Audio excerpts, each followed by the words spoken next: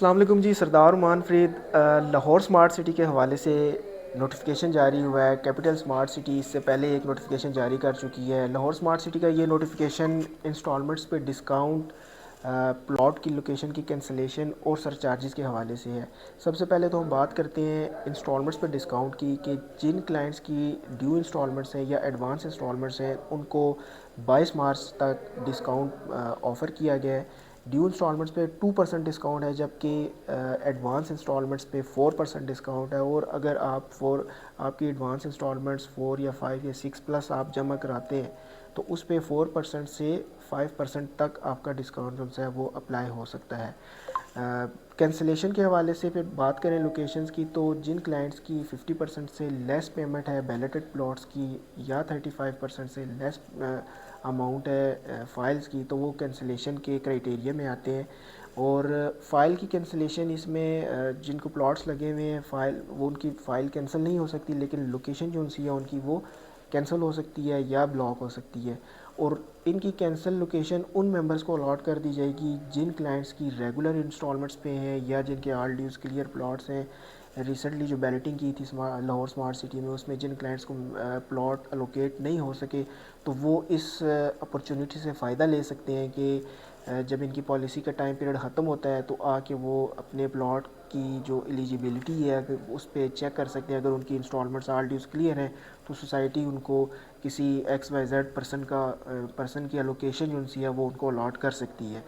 تو اس میں اگر آپ اپنی پلاٹ کی لوکیشن کی کینسلیشن سے بچنا چاہتے ہیں تو آپ کو اپنے ڈیوز مسٹ کلیئر کرنے پڑیں گے۔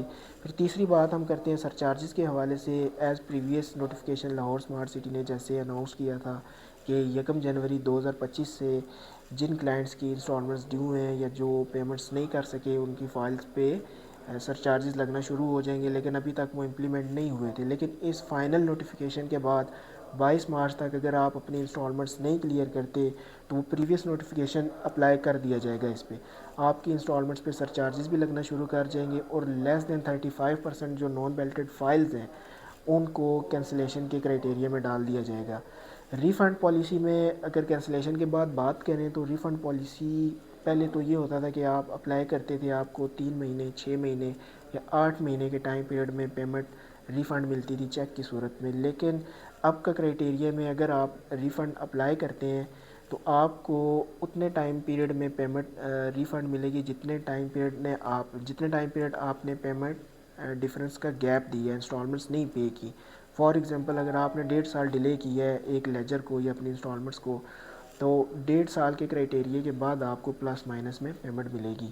اگر آپ اس کو ریفنڈ نہیں کروانا چاہتے تو پھر آپ کو سوسائٹی ایک آفر کرتی ہے کہ آپ 50% ایکسکلیشن کے ساتھ اپنی فائل ریسٹور کر سکتے ہیں۔ فار ایگزامپل اگر آپ کی فائل 19 لاکھ والی فائل ہے تو 50% ایکسکلیشن اس کی 8 لاکھ سم تھنگ اماؤنٹ بنتی ہے، تو وہ کرائٹیریا اس پہ ایڈ ہوتا ہے اور تقریباً آپ کو پلاٹ جو ہے وہ 8 لاکھ 8.5 لاکھ مہنگا کر کے آپ اس کو ریسٹور کر سکتے ہیں، اور وہ بھی ایز پر کرائٹیریا انسٹالمنٹس آپ کی جتنی ڈیو بنتی ہیں وہ آپ نے کلیئر کرنی ہوگی، پھر جا کے آپ کی وہ فائل ریسٹور ہوگی۔